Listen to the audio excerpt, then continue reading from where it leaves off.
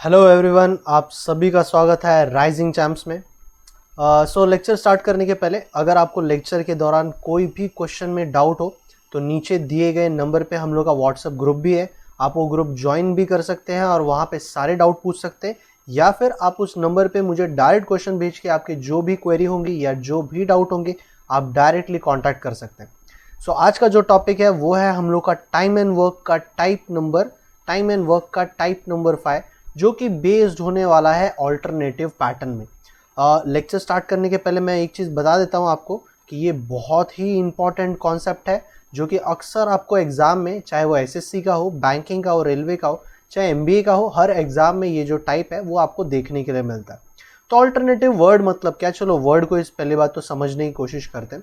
Alternative word एकदम simple सी बात है, एक के बाद ए। मतलब अगर दो बंदे लोग हैं जिनका नाम अगर मैं बोल रहा हूँ, एक बंदा है ए, दूसरा है बी। अगर पहला ए जो है अगर फर्स्ट डे काम करता है तो बी जो है वो सेकेंड डे पे काम करेगा, मतलब फर्स्ट डे पे काम नहीं करेगा। अगर ए ने थर्ड डे पे काम किया फिर बी फिफ्थ डे काम करेगा। ए अगर सिक्स्थ डे पे काम करेगा, यानी कि सॉरी ये यहाँ पे 5 नहीं आएगा, यहाँ पे 4 आ जाएगा, 4 यहाँ पे 5, यहाँ पे 6। ऑल्टरनेटिव मतलब एक दिन एक दिन एक दिन एक दिन छोड़ छोड़ कर ये दोनों जो है वो काम करते जाएंगे। तो ऐसे क्वेश्चंस में अगर हम लोग को किसी भी चीज़ का टोटल टाइम निकालना है या इंडिविजुअल टाइम निकालना है, तो हम लोग को किस तरीके से पैटर्न को यूज़ करना पड़ेगा या नया किस तरीके से चीज़ों को सॉल्व करनी पड़ेगी, वो हम लोग सीखते हैं। चलो क्वेश्चन के ऊपर आते हैं। ऑल्टरनेटिव टाइप का क्वेश्चन नंबर 1। क्वेश्चन में सिंपल सा आपको कहा गया है कि ए ने किसी काम को करने में 10 डेज लिया है, यहाँ पे मैं टाइम मेंशन कर दे रहा हूँ, और बी ने उसी सेम काम को करने के लिए 15 डेज लिया। तो सबसे पहले तो एकदम जल्द से जल्द आप इसका वर्क निकाल लो। आई थिंक हम लोग ने वर्क निकालना ऑलरेडी सीखा है, एफिशिएंसी सीखा है, ये करके वर्क जो है with the help of LCM. जिनको एलसीएम नहीं आता निकालने, वो एलसीएम का वीडियो जो है ज़रूर जाके देखिए। अब मैं बोल रहा हूँ कि अब जो है इस टाइप का जो है क्वेश्चन पूछा गया, इफ़ दे वर्क ऑल्टरनेटिवली मतलब एक के बाद एक। फॉर एग्जाम्पल अगर मुझे इसको निकालना होगा ना, अगर मैं इसको एक स्ट्रक्चर में आपको समझाने की कोशिश करूँ, तो फॉर एग्जाम्पल जैसे कि अगर मैं बोल रहा हूँ कि ऑल्टरनेटिवली वर्क कर रहे हैं ना, तो first day, second day, third day, 4, 5, 6। First day पे ए रहेगा, सेकेंड डे पे बी रहेगा, थर्ड डे पे ए, फोर्थ डे पे बी, फिर ए फिर बी। ये ऑल्टरनेटिवली इस तरीके से चले, क्योंकि यहाँ पर कहा गया है कि इस काम को किसने शुरू किया, ए ने शुरू किया, ए ने इस काम को करना शुरू किया। और ए एक दिन में कितना काम कर लेगा, यहाँ पर दिया गया है कि ए की एफिशिएंसी कितनी है, ए की एफिशिएंसी जो है वो 3 है, तो 3 वर्क कर लेगा। फिर बी कितना काम करेगा, बी का एफिशिएंसी 2 है, तो 2 वर्क करेगा, फिर ये 3, फिर ये 2, फिर ये 3, फिर ये 2।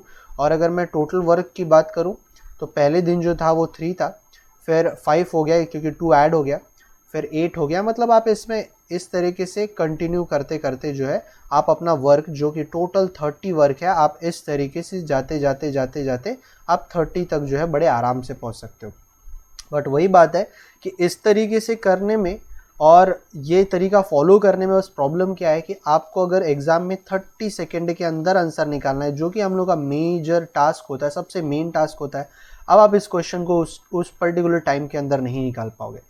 ठीक है, चलो ये तो मैंने स्ट्रक्चर आपको समझाने के लिए बनाया था, तो इसको ज़रा मैं क्लियर कर देता हूँ और मैं फिर आता हूँ कि हम लोग इस टाइप का जो अप्रोच है, इस टाइप के जो क्वेश्चन है वो सॉल्व कैसे करेंगे। फिर से ध्यान रखना कि हम लोग जो है ऑल्टरनेटिव टाइप को सॉल्व कर रहे हैं, तो जब भी आपको ये ऑल्टरनेटिव वर्ड आपको एग्जाम में देखने के लिए मिले, आप ज़रूर इस कॉन्सेप्ट को याद करते हुए आप इस तरीके का पैटर्न जो है वो फॉलो कर सकते हो। ठीक है, तो मैं क्या बोल रहा हूँ कि करके सबसे पहले तो हम लोग क्या करते हैं, सबसे पहले हम लोग एक पैटर्न बनाते हैं, एक पैटर्न जो है यहाँ पर बनाने की कोशिश करते हैं। पैटर्न क्या, जैसे कि मैंने वो जो टेबल स्ट्रक्चर अभी अभी मैंने बनाया था, उसमें देखो मैंने एक चीज़ कांस्टेंट थी कि हर 2 दिनों के बाद है ना, हर 2 दिनों के बाद जो है वो टोटल वर्क सेम हो रहा था। जैसे कि पहला दिन अगर ए काम कर रहा है, दूसरा दिन बी काम कर रहा है, तो टोटल वर्क कितना हुआ, 5 हुआ। ठीक है ना, मेरी बात ध्यान से सुनना। थर्ड डे कौन काम कर रहा है, ए, और फोर्थ डे कौन काम कर रहा है, बी, तो फिर भी टोटल वर्क 5 हुआ। मतलब अगर मैं बोलूँ कि हर 2 दिन में जो आपका वर्क है वो 5 आपका कांस्टेंट है। ठीक है, मैं क्या बोल रहा हूँ, हर 2 दिन में आपका जो वर्क है वो एकदम कांस्टेंट जा रहा है, 2 दिन में 5 वर्क आपका होते जा रहा है। और मुझे टोटल कहाँ तक पहुँचना है, टोटल पहुँचना है 30 तक। तो अगर मैं 5 को 30 तक लेकर जाने की कोशिश करूँ तो कितना ज़ा 5 को 30 से, मतलब 5 कितना ज़ा 30 होता है, तो एकदम सिंपल सर 6 ज़ा होता है। सो 2 6 ज़ा कितना हो जाएगा, 2 को भी मैं 6 से मल्टीप्लाई करूँगा तो 2 कितना ज़ा 6, 2 6 ज़ा कितना हो जाता है, 12 हो जाता है। यानी कि टोटल 12 डेज में ए और बी ने मिलकर, ए और बी ने ऑल्टरनेटिवली, मतलब मिलकर नहीं, ऑल्टरनेटिवली 30 यूनिट का जो वर्क है वो ख़त्म कर दिया है। क्या मैं बोल रहा हूँ, ए और बी ने ऑल्टरनेटिवली इस वर्क को 12 डेज में जो है ख़त्म कर दिया, पूरा क्लियर कर दिया। तो मेन बात हम लोगों ने क्या देखा कि ये करके पैटर्न क्या फॉलो होता है, हर कितने दिनों में कॉन्स्टेंटली वर्क जो है वो आपका बढ़ रहा है, 2 दिनों के 3 दिनों में जो भी है वो हम लोग इसी तरीके से जो स्टेप नंबर 1 है ऑल्टरनेटिव का वो हम लोग देखते हैं। चलो एक और क्वेश्चन पे आते हैं। धीरे धीरे जैसे जैसे हम लोग का क्वेश्चन थोड़ा थोड़ा आगे हम लोग बढ़ते जाएंगे और कॉन्सेप्ट क्लियर होंगे, तो मैं ज़्यादा पहले क्वेश्चन पे ही फोकस नहीं करूंगा। सो क्वेश्चन नंबर 2 चलो सेम है ऑलमोस्ट, तो ज़रा इसको फटाफट निकालने की कोशिश करो, विद इन 30 सेकेंड के अंदर निकालने की कोशिश करो अगर आपको कॉन्सेप्ट जो है वो क्लियर हो गया है तो। और हम लोग जो है बाकी लोग इनका वर्क, इनकी एफिशिएंसी, वर्क और एफिशिएंसी जो है फटाफट निकाल लेते हैं। ये आ जाएगा 200, ये आ जाएगा 5, ये आ जाएगा 4। चलो एफिशिएंसी, सॉरी मेरा स्ट्रक्चर जो है बन गया है यहाँ पर इनका वर्क का और एफिशिएंसी का। अब जो मेरा पैटर्न है, जो कि मैंने लास्ट क्वेश्चन में कहा कि टाइम और वर्क का एक कांस्टेंट पैटर्न होता है, वो कितना दिन का होता है। अब देखो यहाँ पर क्वेश्चन में they do the work alternatively, but यहाँ पर कहीं पर भी ये बात मेंशन नहीं की गई है कि काम जो है वो ए ने शुरू किया है या बी ने शुरू किया है। स्टार्ट किसने किया है वो यहाँ पर मेंशन नहीं है। तो जब ऐसे केस में जब आपको स्टार्ट मेंशन नहीं किया जाता है तो आप जो फर्स्ट बंदा है इस क्वेश्चन में, जो फर्स्ट बंदा है वो ए है, आप ए से ही शुरू करोगे। तो ए पहले दिन 5 यूनिट का काम कर लेगा, बी दूसरे दिन 4 यूनिट का काम, और यही काम जो है हर 2 दिन में रिपीट होते जाएगा। यही जो वर्क है वो हर 2 दिन में रिपीट चलते जाएगा, कॉन्स्टेंटली चलते जाएगा। तो मैं सिंपल बोलूँगा कि सर 2 डेज में 9 यूनिट का जो वर्क है वो कॉन्स्टेंटली हो रहा है, तो ज़रा कंपेयर कर लेते हैं। बट सर अब देखो थोड़ा सा यहाँ पे प्रॉब्लम, एकदम एग्जैक्टली सेम नहीं है। अब सेम क्या नहीं है कि सर 9 के टेबल में 200 आता है क्या, 9 के टेबल में 200 आता है? नहीं आता है। तो आप 200 तक डायरेक्ट जा सकते हो। तो देखो सेकंड क्वेश्चन है, बट थोड़ा सा यहाँ पे ट्विस्ट आ गया कि सर 9 के टेबल में 200 तो नहीं जाता, तो मैं कैसे कंपेयर करूँ। तो 9 का टेबल आप 200 के क्लोज तक लेकर जाओ। क्लोज मतलब छोटा भी रहना चाहिए, क्योंकि ग्रेटर नहीं ले सकते, क्योंकि वर्क ही मेरा जब 200 यूनिट का है तो 200 के ऊपर नहीं जा सकता मैं। तो उसके क्लोज तक लेकर जाओ जो कि 9 के टेबल में होता है। अब देखो 9 का टेबल लोगों को बचपन स्कूल में 90 तक पढ़ा है, 9 10 जा 90 होता है। बट इसको मैं अगर डबल कर दूँ 9 20 जा होता है 180। तो जो बच्चे थोड़े से वीक है टेबल्स में, आप थोड़ा सा इसको फोकस कर सकते हो कि पार्ट पार्ट में लेकर चलो, और 180 के बाद 189 ऐड कर लो, फिर से 9 ऐड कर लो, तो 198 तक आप जो है पहुंच सकते हो। तो 198 जो है वो 9 के टेबल में 22 जा होता है, क्योंकि यहीं तक मैं 20 तक पहुंच गया था, तो ये 21 और ये हो गया 22। तो 9 22 जा होता है 198, और अगर मैं यही पैटर्न को यहाँ पर लिख दूँ तो ये हो जाता है 44। तो मुझे क्या पता चला कि सर अगर मैं पैटर्न फॉलो करता हूँ ना, तो 44 डेज में मैं 198 यूनिट का वर्क जो है ख़त्म कर दूंगा। ये पैटर्न जो है किसका किसका था, ए और बी का ऑल्टरनेटिव वाला पैटर्न अभी तक हम लोग लेकर चल रहे थे। अब देखो, अब ये जो पैटर्न है वो आगे तो कंटिन्यू नहीं होगा, तो मैं क्या करूंगा, अब एक एक दिन काउंट करेंगे, सिंगल डेज में काउंट करूंगा। ठीक है, आप यहाँ पे देखो क्या कर सकते थे, आप यहाँ पर ना 189 तक भी लेकर सिंगल डेज काउंट कर सकते थे। फॉर एग्जांपल मैं बोल रहा हूँ 920 जा कितना होता है, 180 होता है, तो 180 तक पहुँच गए आप। फिर सर 21 पे कौन काम कर रहा है, ए काम कर रहा है, तो 5 यूनिट का काम हो जाएगा। ठीक है ना। 21st डे पे कौन काम कर रहा था, यहाँ तक मैं ऑल्टरनेटिवली आया, मतलब मैं एक्चुअली 198 के थोड़े से पीछे चला गया हूँ मैं। फिर 22 पे कौन काम कर रहा था, 22 डे पे पी काम कर रहा था। फिर ए आ गया, ये 194 हो जाएगा। फिर बी आ गया, बी पूरा एक दिन लेगा और 4 यूनिट का काम करेगा 198। अब देखो किसकी बारी, अब बारी है ए की। बट अब देखो थोड़ा सा ध्यान रखना कि मेरा रिमेनिंग वर्क कितना बाकी है। मेरा जो रिमेनिंग वर्क है मेरा सिर्फ 2 यूनिट का बाकी है, और ये काम को करने कौन वाला है, ये काम को करने वाला है ए। अगर ए इस काम को पूरा एक दिन करता है तो वो 5 यूनिट का काम कर सकता है, बट मेरा यूनिट ही कितना बचा है 2। तो आप यहाँ पे बोलोगे सर वो पूरा एक दिन नहीं लेगा, वो कितना टाइम लेगा? सर 2 यूनिट का काम बचा है और टाइम लग रहा है उसको, मतलब एफिशिएंसी है उसकी 5 की। मतलब अगर मैं टाइम निकालने जाऊँ तो वर्क अपॉन एफिशिएंसी होती है ना, तो वर्क है मेरा कितना? वर्क है मेरा 2 यूनिट का, एफिशिएंसी है मेरी 5, तो आंसर आ जाएगा 2/5। और 24 डेज तो पहले के थे, तो टोटल टाइम इस काम को करने के लिए मुझे 24 ओके चलो ऑप्शन में नहीं दिया कोई बात नहीं, 24 2/5 डेज मुझे टोटल इस काम को ख़त्म करने के लिए लगा। सो थोड़ा सा केयरफुल रहना कि करके कभी कभी नहीं, अक्सर आपको पैटर्न में जो दिए गए नंबर है उसमें डायरेक्टली वो जो वर्क है वो डिवाइड नहीं होता, तो आपको थोड़ा सा जो है सिंगल एक दिन लेकर एक 21, 22, 23, और अगर आप क्लोज तक चले गए 44 तक ऑलरेडी चले गए, ओके सॉरी यहाँ पे 21 मैंने ये थोड़ा सा गलत लिखा है, थोड़ा सा मैंने यहाँ पे मिस्टेक किया है कि यहाँ पे 20 नहीं आएगा, यहाँ पे 40 आएगा, 41 आएगा, 42, 43, 44 एंड 44 2/5।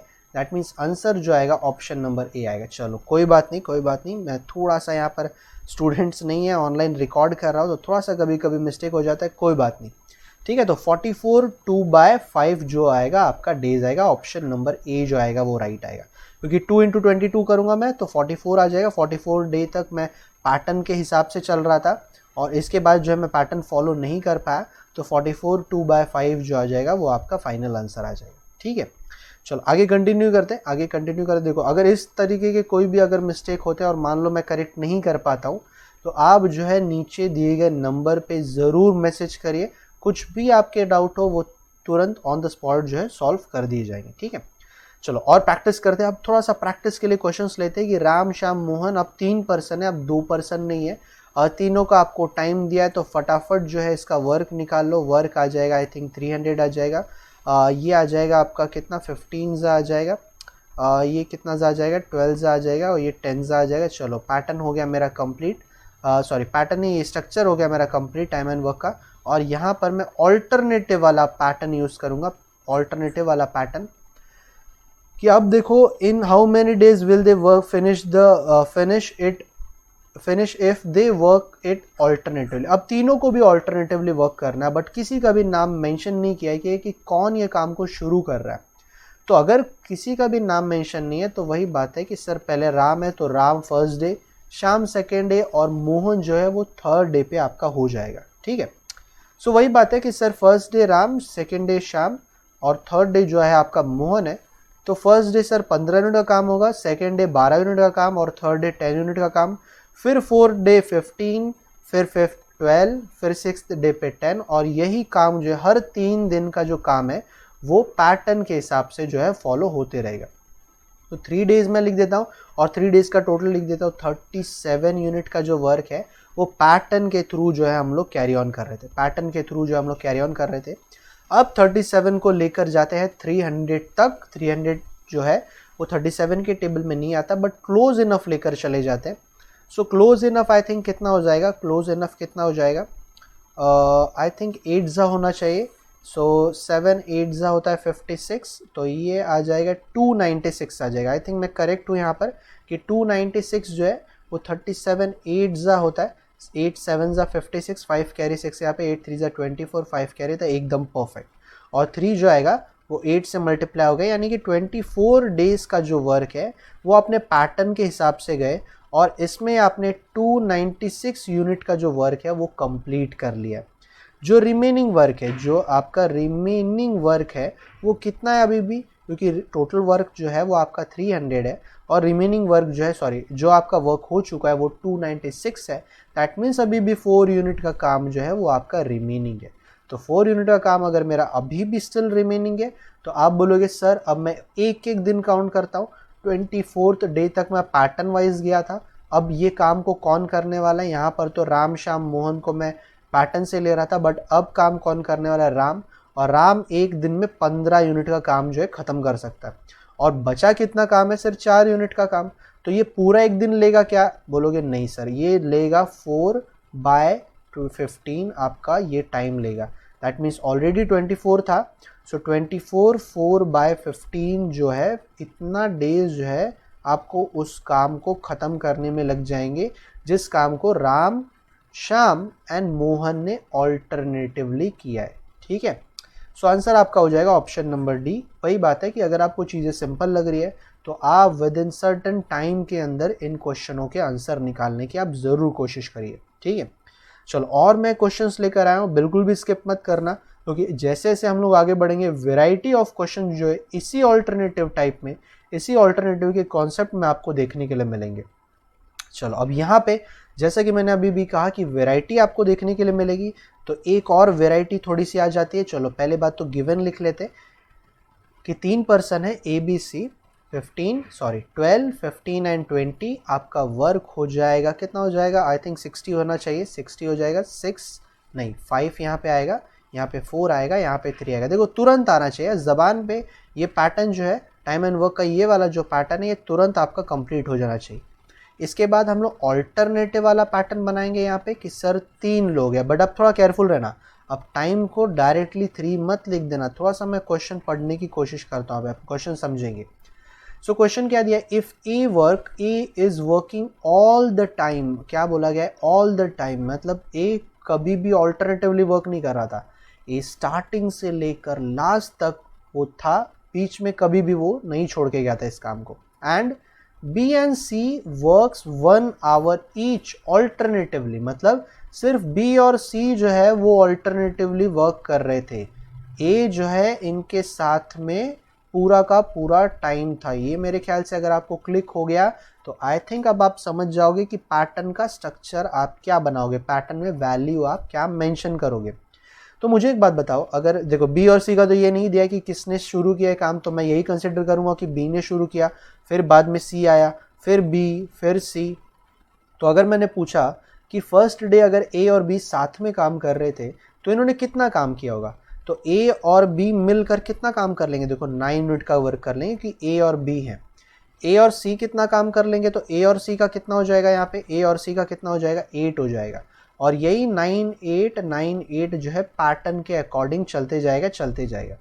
तो पैटर्न कितने दिन का बन रहा है, 2 दिनों का बन रहा है, क्योंकि यहाँ पर 3 पर्सन ज़रूर है, बट ऑल्टरनेटिव में काम करने वाले सिर्फ 2 ही बंदे, तो इनका जो 2 डेज का वर्क है वो 2 डेज में 17 यूनिट का जो वर्क है वो कांस्टेंट रहेगा, वो पैटर्न के हिसाब से चलते जाएगा। अब सिंपल सी बात है, देखो यही चीज़ आपको समझने की बस कोशिश करनी थी इसमें। सो रश बिल्कुल भी मत करना, स्किप बिल्कुल भी मत करना, क्योंकि आगे आगे जैसे जैसे बढ़ेंगे क्वेश्चन की वैरायटी भी आपको देखने के लिए मिलेगी। इसीलिए मैं हर एक टाइप में, हर एक लेक्चर में सिर्फ एक ही कॉन्सेप्ट लेता हूँ, बट उसके वेराइटीज़ के ऊपर हम लोग जो है डिस्कशन करते हैं और प्रैक्टिस करते हैं। चलो 17 का क्या आ जाएगा, 17 के टेबल में 60 तो नहीं आता, बट आई थिंक 4 शायद नहीं आ जाएगा, 3 आ जाएगा, 3 आता है 51। तो 51 तक मैं अगर इसको लेकर चलूँ तो 51 का मतलब है 6 डेज में 51 यूनिट का जो काम है वो आपका पैटर्न के हिसाब से चलेगा। रिमेनिंग वर्क अभी भी मेरा 9 है, 9 जो है मेरा रिमेनिंग वर्क है, क्योंकि टोटल वर्क 60 था, वर्क हुआ है हम लोग का कंप्लीटेड, दैट इज 51। तो रिमेनिंग वर्क अभी भी 9 है, और काम कौन करने वाला है, ए और बी। तो आई थिंक अब आप समझ रहे हो कि यहाँ पर ए बी और ए सी ने काम किया था, और अब कौन काम करने वाला है, ए बी, क्योंकि रिमेनिंग वर्क सिर्फ 9 ही है और इस काम को करने वाले हैं ए और बी। तो पूरा का पूरा एक दिन ले लेंगे और 60 यूनिट का जो काम है वो पूरा का पूरा ख़त्म हो जाएगा, क्योंकि एक दिन में 9 यूनिट का काम कर सकते हैं। तो 7 डेज जो आएगा वो इसका फाइनल आंसर आएगा। इसमें हम लोग को जो है डेसिमल में या फिर मैं बोलूँ मिक्स फ्रैक्शन में जो है आंसर्स नहीं मिले, प्रॉपर मिल गए। बट समझने वाली बात ये थी कि ए ने कंटिन्यूसली वर्क किया है, इसलिए आप ए को ऑल्टरनेटिव पैटर्न में काउंट नहीं करोगे। चलो और मेरे ख्याल से 3 क्वेश्चन और है, आप फटाफट जो है अगर आप समझ गए इसका कॉन्सेप्ट तो इसको सॉल्व करने की कोशिश करो। 5th क्वेश्चन भी आई थिंक थोड़ा सिमिलर है, तो फटाफट जो है 30 सेकेंड के अंदर चला आंसर निकालने की कोशिश करो। मैं भी यहाँ पे निकालता हूँ क्योंकि ये लास्ट क्वेश्चन से थोड़ा सिमिलर है। ठीक है, सो यहाँ पर मैंने पैटर्न कंप्लीट कर दिया है। अब मैं ऑल्टरनेटिव वाला पैटर्न जो है यहाँ पर बनाऊंगा, ऑल्टरनेटिव वाला पैटर्न बनाऊंगा कि फिर से वही बात है कि sir be working all the day, so be working all the day, और बी के साथ में ए और सी जो है ऑल्टरनेटिवली वर्क कर रहे हैं। तो ए सी और सी, देखो आप लोग का आंसर जो है फटाफट आ जाना चाहिए, ठीक है ना। सो बी और ए दैट मीन्स 10, बी और सी दैट मीन्स 8। तो यही जो है स्ट्रक्चर अब इन लोगों का चलते जाएगा। तो मैं बोलूँगा कि सर टाइम कितना लगेगा, टाइम कितने का बनेगा, सर 2 दिन का बनेगा। और जो है आपका वर्क कितने दिन का आ जाएगा, तो आप वर्क को बोलोगे सर 80, क्योंकि 10 और 8 है। अब 18 फिर से मैं 3 ही करूँगा जो कि आता है 54, और इसको भी मैं 3 करूँगा जो कि आता है 6। तो आप बोलोगे सर पैटर्न के अकॉर्डिंग 6 दिन में 54 यूनिट का काम हुआ है। अभी भी सर 10 यूनिट का काम बचा है, अभी भी सर रिमेनिंग वर्क जो है वो भी अभी भी मेरा 10 यूनिट का है। और इसको कौन करने वाला है अभी भी, सॉरी 10 यूनिट नहीं, 6 यूनिट का है, क्योंकि यहाँ पर आपका 60 है ना, 60 है और वहाँ पे 54 है। तो अब आप बोलोगे सर 6 यूनिट का काम बचा, अब इस काम को कौन करने वाला है। यहाँ पर तो बी ए और बी सी थे, अब कौन काम करने वाले, बी ए काम करने वाले। बट बी ए को पूरा एक दिन नहीं लग जाएगा, क्योंकि सर बी ए मिलकर 10 दिन में 10 यूनिट का काम कर सकते हैं एक दिन में। तो आप बोलोगे सर 6/10, क्योंकि रिमेनिंग वर्क 6 था और एफिशिएंसी आपकी 10 थी। तो इसको आप ऐसे नहीं लिख सकते, इसको आपको इस तरीके से लिखना होगा 6 3/5 या फिर 6.6 डेज, ठीक है। या तो आप क्या लिख सकते हो 6.6 डेज आप जो है इसको लिख सकते हो। तो आपके ऊपर सॉरी ऑप्शंस के ऊपर मैटर करता है कि क्वेश्चन किस फॉर्म में दिया है, किस स्ट्रक्चर में दिया है। फिलहाल जो है ऑप्शन नंबर ओके यहाँ पे कुछ एरर हुआ है क्या, क्योंकि ऑप्शन में फिर से कोई भी ऑप्शन जो है अवेलेबल नहीं है। So I think none of this रहेगा। देखो एग्जाम में थोड़ा सा नन ऑफ दिस को टिक करने में थोड़ा सा आपको जो है डर लगेगा ज़रूर, बट थोड़ा सा कॉन्फिडेंस रहना जो है आपको ज़रूरी है। तो 6 3/5 जो आएगा वो मेरा फाइनल आंसर आ जाएगा क्वेश्चन नंबर 5 का। चलो नेक्स्ट क्वेश्चन पे आते हैं हम लोग। थोड़ा सा इसके दो और क्वेश्चन है, आई थिंक ऑलमोस्ट जो है पिछले स्ट्रक्चर जैसा ही है, एक सेकेंड। सो चलो ठीक है, क्वेश्चन नंबर 6 पे आते हैं। सो ए बी सी, चलो अब थोड़ा सा फटाफट करने की कोशिश करते हैं, क्योंकि अभी थोड़ी से प्रैक्टिस के लिए मैंने यहाँ पे क्वेश्चंस मेंशन किए हैं। ये आ जाएगा 120, ये आ जाएगा 10, ये आ जाएगा 5, ये आ जाएगा 4। और पैटर्न के हिसाब से जाऊँ तो टाइम और वर्क कितने दिनों का बनेगा, क्योंकि a working all the day, क्योंकि देखो ये पैटर्न जो है थोड़ा सा इंपॉर्टेंट है, इसलिए मैंने इसके 2-3 क्वेश्चन जो है आपको यहाँ पर मेंशन किए ताकि आप अच्छे से इसका प्रैक्टिस कर लो। तो ए जो है ऑल द टाइम है, ए के साथ बी, ए के साथ सी। तो ए के साथ बी मतलब 15 यूनिट का काम, और ए के साथ सी का मतलब है 14 यूनिट का काम। तो ये 29 तो ऐसे ही हो जाएंगे। ये आ जाएगा आपका फोर्जा, तो ये 116, ये फोर्जा तो ये 8 डेज में 116 यूनिट का काम। अभी भी जो है 4 यूनिट का काम जो है रिमेनिंग है, और इस काम को कौन करने वाला है, ए और बी करने वाले, जिनके पास 15 यूनिट की कैपेसिटी है। तो एक दिन में अगर ये 15 यूनिट का काम कर सकते हैं, मतलब रिमेनिंग वर्क को कंप्लीट करने के लिए लगेगा 4/15, और टोटल डेज आपका जो हो जाएगा, टोटल डेज आपका कितना हो जाएगा इस काम को ख़त्म करने के लिए, टोटल आपको लगा 8 4/15 डेज आपको लगे। सो क्विकली अगर आपको कॉन्सेप्ट जो है एकदम क्लियर है, तो फटाफट जितने कम टाइम में आप सॉल्व कर सकते हो उतने कम टाइम में सॉल्व करने की इसके आप प्रैक्टिस करोगे। चलो एक लास्ट क्वेश्चन और, चलो ठीक है, थोड़ा सा क्वेश्चन लेंदी हो गया, कोई बात नहीं, हम लोग पढ़ते हैं आराम से। A can do a piece of work in 90 days, B can do a piece of work in 40 days and C can do a piece of work in 12 days. So I think ये आपका हो जाना चाहिए 360। चलो थोड़ा सा शायद value यहाँ पर बड़ा हो जाएगा, कोई बात नहीं। ओके 7 क्वेश्चन स्किप मत करना, क्योंकि अब ये क्वेश्चन में थोड़ा और एक वेरिएशन है, एक आखिरी वेरिएशन और। क्या बोला गया है, they work for day each in turn. हर एक बंदा जो है एक दिन काम कर रहा है यहाँ पे। पहले दिन ए, दूसरे दिन बी, तीसरे दिन सी। एफिशिएंसी तो आपको दिख रही है यहाँ पर। तो टाइम और वर्क की जो आपका पैटर्न है वो क्या बनेगा कि सर हर 3 दिन में कितना काम हो रहा है। 30 + 9 that is 39, 39 + 4 that is 39 + 4 that is 43 unit का काम जो है ये लोग कर रहे हैं। After that cycle is repeated till the work is finish. तो चलो इसको हम लोग यहाँ पर okay the work for be turn in first day. चलो ये यहाँ पे ऑल्टरनेटिव वर्ड यूज नहीं किया गया, बट देखो first day A, second day B and third day जो है सी अलोन के आ गए तो वो ऑल्टरनेटिवली ही उसका मतलब हो गया। और इस साइकिल जो है कंप्लीट साइकिल जो है कंटिन्यू होता है जब तक ये काम खत्म नहीं हो जाता। तो एक काम करते, पहले इसको काम को खत्म करने की कोशिश करते। 43 कितना ज़ा 360 होता है, तो आई थिंक अगर मैं 9 ज़ा पकड़ लूँ, चलो चेक करते हैं। 9 3 ज़ा होता है 27, 9 4 ज़ा होता है 36 और 38 आ जाएगा। सो पैटर्न के अकॉर्डिंग 27 डेज में 387 यूनिट का जो वर्क है। ये काफ़ी अच्छा क्वेश्चन है क्योंकि लास्ट में आपको कुछ और पूछा है, तो ज़रूर यहाँ पर थोड़ा फोकस करो आप कि 27 डेज में 387 यूनिट का जो वर्क हो चुका है। अब मैं एक एक दिन काउंट करता हूँ क्योंकि ये ए बी और सी के ऑल्टरनेटिव को मैं अब और कंटिन्यू नहीं कर सकता। सो मैं बात करता हूँ कि अब कौन इस काम को करने वाला है। अब इस काम को कौन करने वाला है, ए करने वाला है। ए पूरा एक दिन लेगा क्योंकि अभी भी उसका कैपेसिटी सिर्फ 4 ही यूनिट का है, तो 391 यूनिट का कम कंप्लीट होगा। बी अगर ले लेगा तो बी पूरा एक दिन ले लेगा, स्टिल वो 9 यूनिट का काम। ओके, तो 340 जो है, ओके 400 जो है, ओके सॉरी, तो एक मिस्टेक। पहली बात तो कि वर्क आपका जो है वो 360 ही तक है, तो मैं 360 के ऊपर कैसे चला गया मैं, तो 9 नहीं ले सकता मैं, ठीक है ना। तो थोड़ा सा चलो मिस्टेक, कोई बात नहीं। इसको मैं 8 ज़ा लेता हूँ। 8 3 ज़ा होता है 24, 8 4 ज़ा 32 और 34, 8 4 ज़ा 34 तक मैं जा सकता हूँ यहाँ पर। 8 ज़ा, तो 3 8 ज़ा 24 डेज में 344। फिर ये ए बी और सी का अल्टरनेटिव था, तो अब मैं ए को काउंट करता हूँ। ए को काउंट करूँगा 25 हो जाएगा।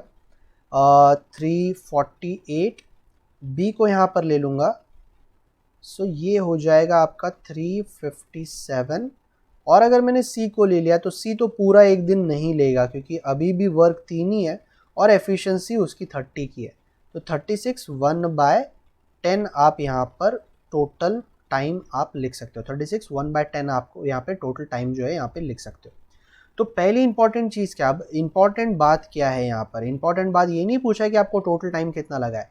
इंपॉर्टेंट बात ये पूछा है कि अगर तीनों को टोटल 240 रुपये मिल रहे हैं तो इन तीनों में मैं इस वेजेस को डिवाइड कैसे करूँगा, इस वेजेस को मैं डिवाइड कैसे करूँगा। तो देखो, इस बात के लिए समझना ज़रूरी है कि वेजेस कैसे डिवाइड होते हैं। आई थिंक हम लोगों ने ये ऑलरेडी ये कॉन्सेप्ट जो है कर लिया है कि वेजेस को आप किस बेसिस पे डिवाइड करते हो, वर्क पे डिवाइड करते हो, बट वर्क किसने कितना किया उसके लिए आपको उनकी टाइम और उनकी एफिशिएंसी जो है पता होनी चाहिए। तो सबसे पहली बात तो यहाँ पे ए का अमाउंट पूछा है, तो मैं अगर ए का अमाउंट निकालूँ तो ए का एफिशिएंसी पहली बात तो 4 है। और ए ने इस प्रोसेस में, इस पूरे प्रोसेस में ए ने कितने दिन काम किया है। अभी देखो, उन्होंने ऑल्टरनेटिवली 24 दिन काम किए, दैट मीन्स उसमें ए बी और सी तीनों ने 8 8 और 8 दिन काम किए होंगे, ठीक है। इसके बाद देखो ए यहाँ पे भी दिख रहा है, मतलब ए एक दिन और काम करता है। बी यहाँ पे भी दिख रहा है, बी एक दिन और काम करता है। और सी यहाँ पे दिख रहा है, सी जो है 1/10, मतलब एक पूरा दिन नहीं लेता, वो 1/10 ऑफ द वर्क करता है।